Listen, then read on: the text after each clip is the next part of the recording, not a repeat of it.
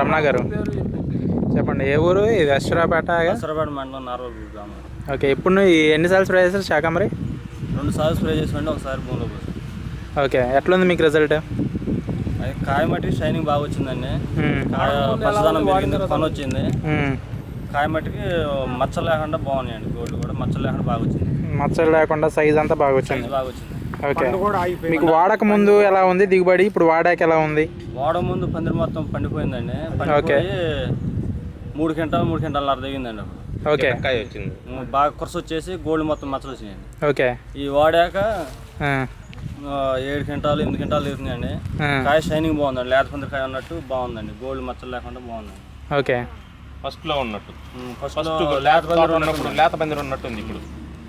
Okay, size ఎమ size వచ్చింది, size అంతా బాగా వచ్చింది. ఇప్పుడు పిండి కూడా చాలా బాగా కింద కూడా బాగుంది. దీనికి దోమపోటు కంట్రోల్ అయిందా, పురుగు కంట్రోల్ అయిందా, ఏంటి అనేది చెప్పాలి. దీనికి అసలు ఏమి ఇప్పుడు పెస్ట్ కంట్రోల్ ఉంటే కంట్రోల్ ఉందని దోమ ఎఫెక్ట్ మాకు కంట్రోల్ అయినట్లు లెక్క. ఎందుకంటే దోమ ఉంటే కాయ గోల్డ్ మచ్చ వచ్చేసి షైనింగ్ రాదండి, పండుదల వద్దండి. దోమ ఉంటే ఆకు ముడత కూడా వద్దండి. అప్పుడు మీకు 3 క్వింటాలు వచ్చింది అన్నారు, ఇప్పుడు ఎంత వచ్చింది ఇది స్ప్రే చేశాక? మినిమం 6 క్వింటాలు 7 క్వింటాలు దిగిందండి. ఓకే, పోయినసారి కంటే అప్పుడు ఈ మందు కొట్టిన ఒక 10 రోజుల కాడ నుంచి మీకు రిజల్ట్ కనిపించింది బాగా. ఓకే, ఈ మందు కొట్టడానికి 3 బస్తాలు వచ్చినాయి, ఇప్పుడు 9 బస్తాలు వస్తున్నాయి. షైనింగ్ కానీ అది కానీ బాగా వచ్చింది.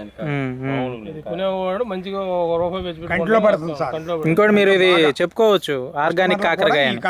ఆర్గానిక్ మందు లేదు, సేంద్రియ ఎరువులతో పండించినట్లే, సేంద్రియ ఎరువుతో పండించినట్టే అని పెస్టిసైడ్స్ లేకుండా చేసినట్లు ఆర్గానిక్ కాకరకాయ అని చెప్పి మీరు అమ్మవచ్చు. బయట మార్కెట్లో కూడా ఎక్కువ రేటుకి వస్తుంది. 2-3 నెలలు ఇదే విధంగా ఇదే ట్రైనింగ్ తో ఇదే విధంగా ఉంటే మొత్తం బ్రహ్మాండంగా ఉంటుంది. ఇప్పుడు మీకు ఇచ్చాం కదా, ఇప్పుడు ఇచ్చింది మినరల్స్ అన్నీ ఉంటుంది, మైక్రోన్యూట్రియంట్స్.